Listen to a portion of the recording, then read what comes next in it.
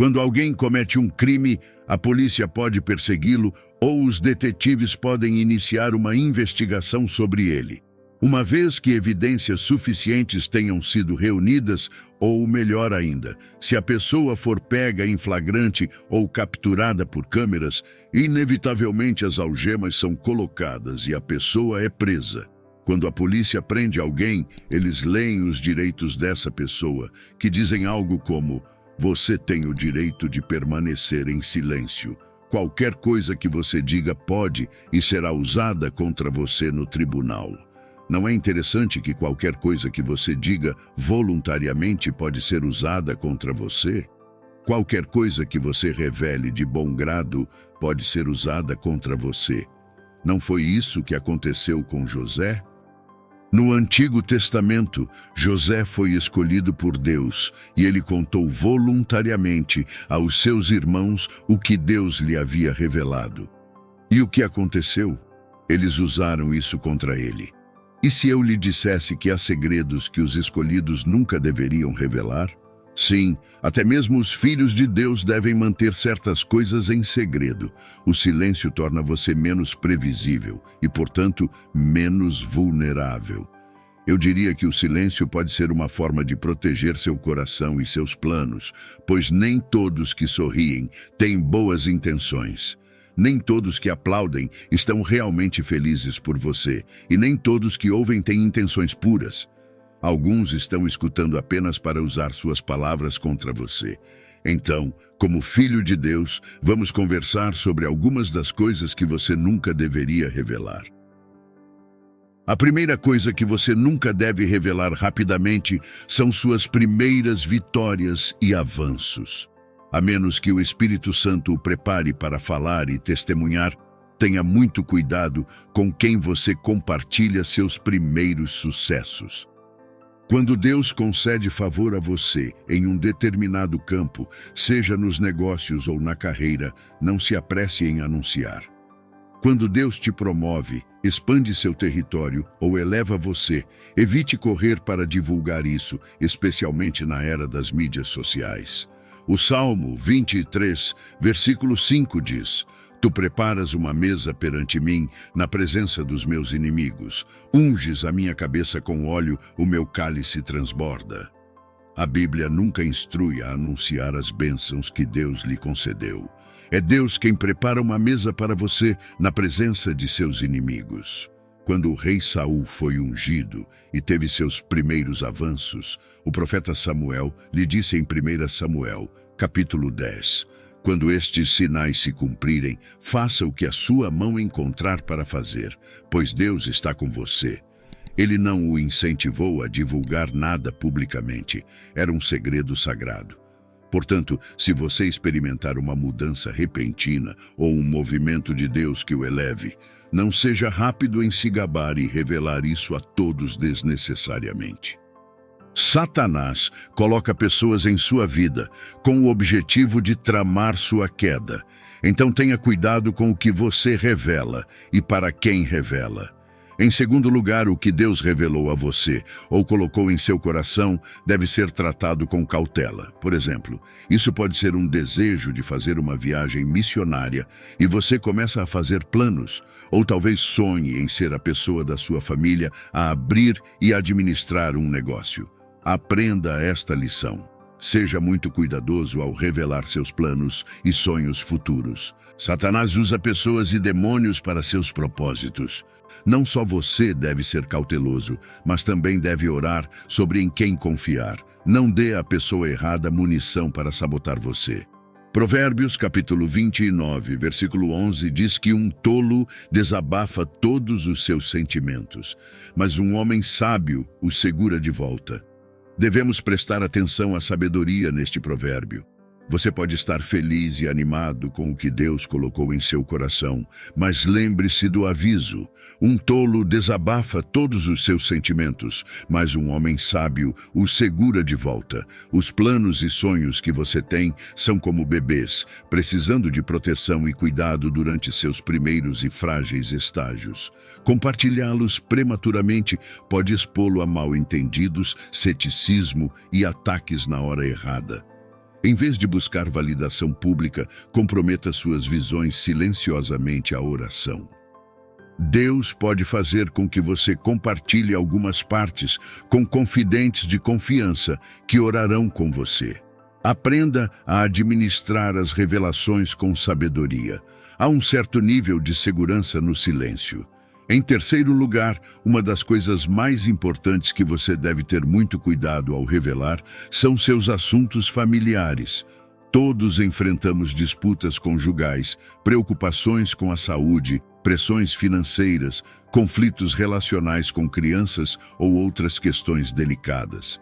No entanto, nunca devemos descuidadamente expor o que se passa em casa. O livro de Provérbios nos diz que a mulher sábia constrói sua casa, mas com as próprias mãos o tolo a destrói.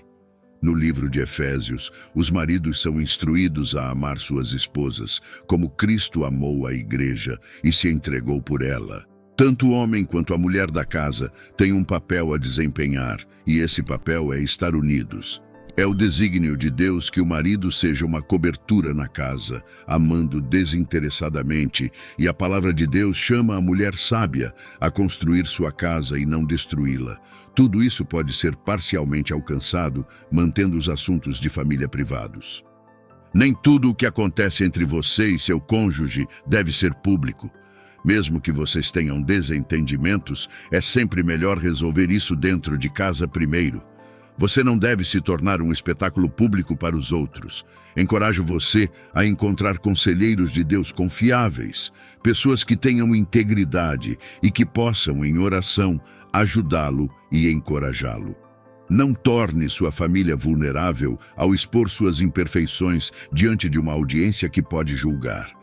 Como sacerdote da sua casa, lide com os problemas de forma privada e proteja seu círculo íntimo de escrutínios desnecessários.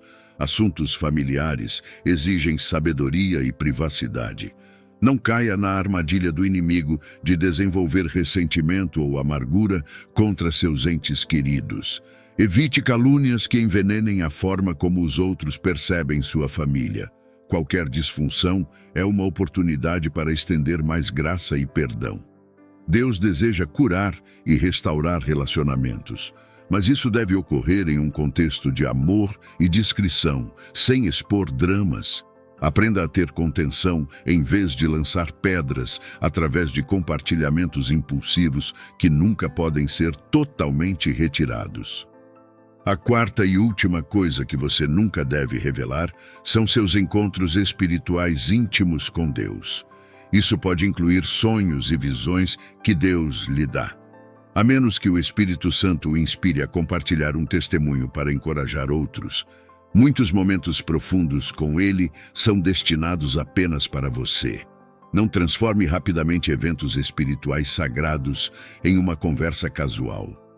A visitação de Maria, anunciando sua gravidez imaculada, foi um segredo revelado apenas mais tarde, quando o momento angelical permitiu. João foi instruído a não escrever sobre os trovões que ele ouviu em Apocalipse 10. Paulo falou de coisas inefáveis em 2 Coríntios, capítulo 12, admitindo que ninguém está autorizado a contar. Algumas revelações que Deus nos dá são como bebês em desenvolvimento no útero. Se nascerem prematuramente, entrando na atmosfera errada, não sobreviverão. Elas não resistirão às palavras de desânimo dos outros e ao espírito de dúvida que surgirá. Aqueles que não acreditam prestam homenagem ao Senhor ao manter uma relação íntima reservada com Ele. Que o Senhor nos conceda discernimento para saber quando falar com coragem e quando cultivar um silêncio prudente interior antes dele, pois somente Ele tem o poder de garantir segurança e beleza ao aprendermos a arte sagrada de manter nossa paz. Encontramos diversas pessoas em nossa vida, amigos de longa data, amigos temporários conhecidos e colegas de trabalho. Temos relacionamentos razoáveis com muitos deles, mas aqui está o ponto: Satanás é malicioso. Se ele não conseguir se infiltrar e invadir pela força, o fará através de enganos e inadvertidamente, mediante o nosso consentimento. Uma das maneiras que ele tentará é fazê-lo consentir sem perceber, através da nossa rede de relacionamentos. Se Satanás conseguir plantar alguém em seu círculo íntimo, ele sabe que tem boas chances de influenciá-lo a fazer o que é errado. Ele sabe que você é muito mais propenso a ser receptivo quando alguém próximo está encorajando você a fazer o que é errado, especialmente se essa pessoa está ajudando, apoiando e capacitando você a cometer o erro. Portanto, é crucial estar atento aos sinais de que alguém em sua vida pode estar plantado pelo inimigo para tentar desviá-lo da caminhada com o Senhor.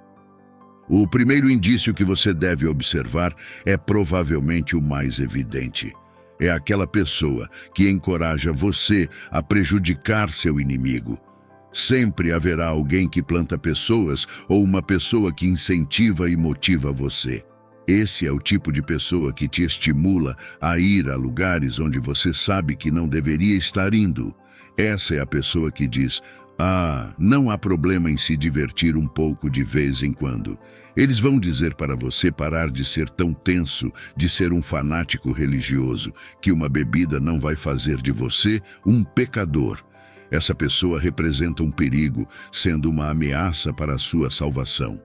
Uma interpretação amplificada de 1 Coríntios, capítulo 15, versículo 33 a 34, adverte: não seja enganado, mas companhias corrompem os bons costumes.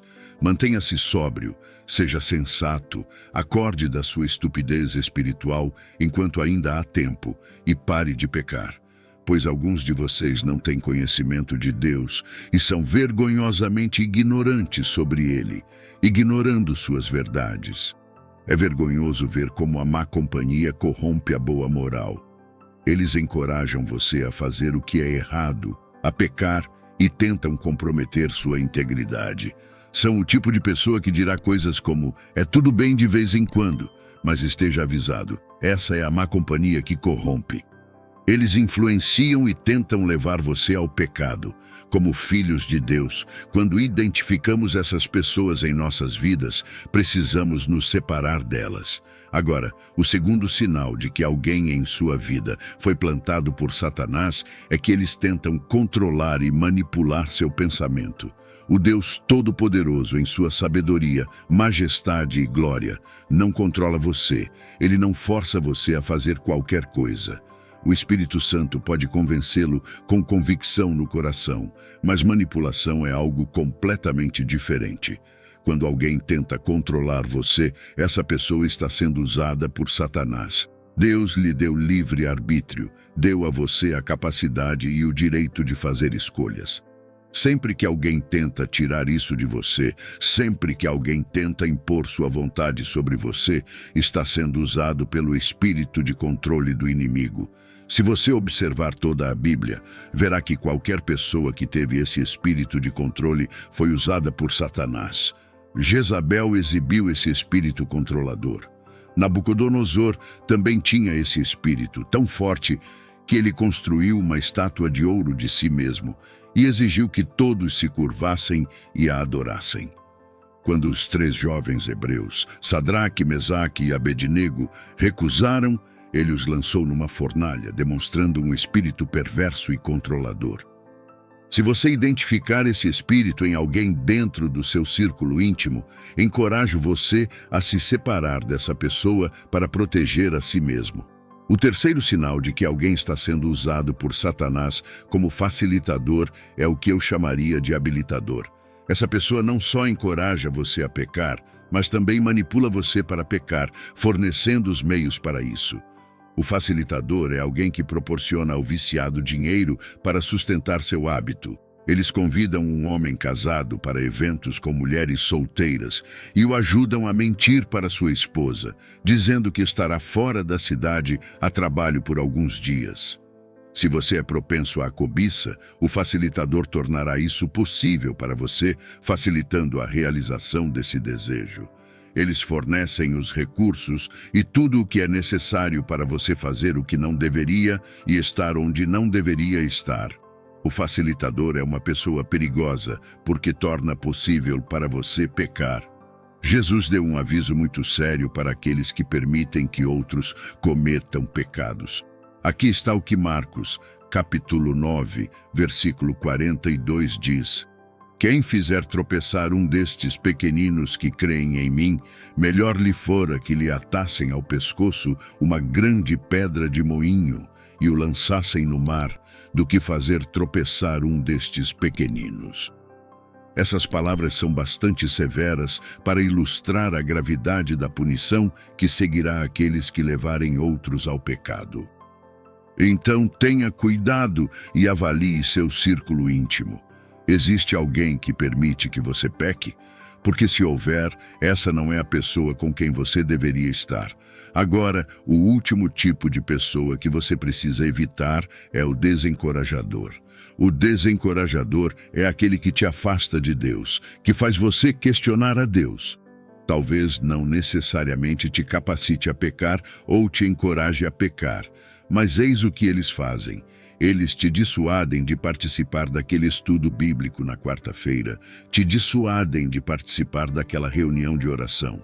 Eles te dão 1001 razões pelas quais você deveria assistir ao jogo ou participar desse evento, e te dizem como faltar a um serviço não vai te machucar.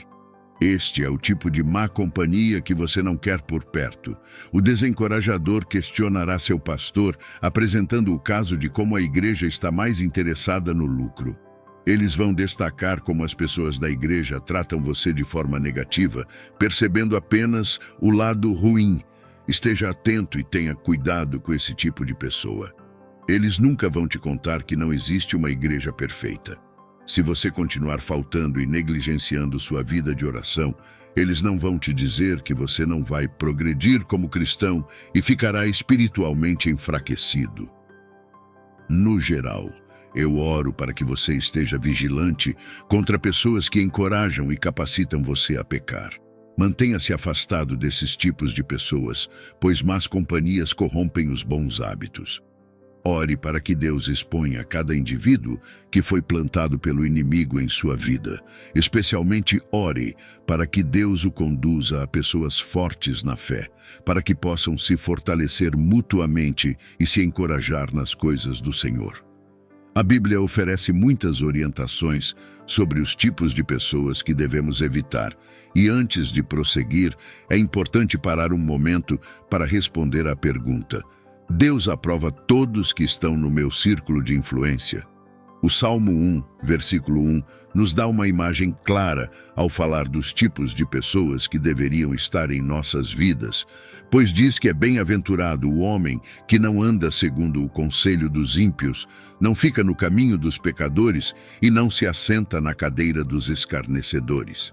Há tanta sabedoria e orientação neste único versículo quando paramos para refletir sobre ele. Uma pessoa é abençoada quando é diligente sobre com quem anda, em qual caminho segue e onde se senta. Então pergunte a si mesmo as seguintes perguntas sobre aqueles ao seu redor. Em que caminho estou andando e onde estou sentado agora? Quem são as pessoas ímpias das quais devo estar atento? São aqueles que são moralmente errados, ativamente maus, injustos em sua fé. Sua salvação é uma coisa preciosa que você deve guardar e nutrir. Ao seguir o conselho dos ímpios, você coloca em risco sua fé e salvação. No entanto, esse ensinamento não significa que você não possa ou não deve interagir com incrédulos. Pelo contrário, devemos ministrar a eles e mostrar-lhes o amor de Deus. Mas a Bíblia é clara ao dizer que não é aconselhável seguir seu conselho. Não devemos basear nossa orientação principal neles. 1 Coríntios, capítulo 15, versículo 33, nos adverte a não nos deixarmos enganar pelas más companhias, pois elas corrompem bons hábitos. Provérbios, capítulo 13, versículo 20 nos ensina que quem anda com os sábios será sábio, mas o companheiro dos tolos será destruído. Este é um princípio que deve guiar nossa interação com todos que encontramos. Existem diferentes tipos de pessoas. Algumas têm um caráter mau e exibem traços tóxicos, enquanto outras são completamente o oposto e têm um caráter piedoso sólido. Estas são as pessoas que demonstrarão o fruto do Espírito, que encorajarão você na oração, mostrarão um amor divino e terão um espírito doce. No final do dia, precisamos ser pessoas que são orantes e possuam discernimento, porque precisamos proteger a nós mesmos. Não podemos simplesmente permitir que qualquer um entre em nossas vidas. Devemos observar e estudar o caráter das pessoas, porque de uma forma ou de outra, elas terão um impacto sobre nós. As pessoas podem ter diferentes tipos de impacto em nós. Algumas são honestas, enquanto outras são enganosas. Algumas são confiáveis, enquanto outras são mentirosas. Algumas pessoas têm uma excelente ética de trabalho, enquanto outras são preguiçosas. O seu caráter irá influenciar aqueles ao seu redor, para o bem ou para o mal. Da mesma forma, o caráter das pessoas mais próximas de você irá influenciá-lo, seja para o bem ou para o mal. Aqui está a coisa. Quem quer que você decida se associar para formar uma amizade, recuse-se a ser desviado, recuse-se a ser influenciado, recuse-se a ser afastado da verdade e do que é correto. É uma rua de mão única quando nos associamos a pessoas más. Essa rua de mão única nos leva da pureza para a contaminação, da santidade para o pecado, das trevas para a luz, do valor e da virtude para a corrupção e decadência. Quando se trata de com quem devemos e não devemos nos associar, a Bíblia é clara. Somos instruídos a não nos unirmos com os incrédulos. A comunhão entre justiça e injustiça, luz e escuridão, a harmonia entre Cristo e os ímpios não tem lugar. Devemos nos afastar deles e ser separados.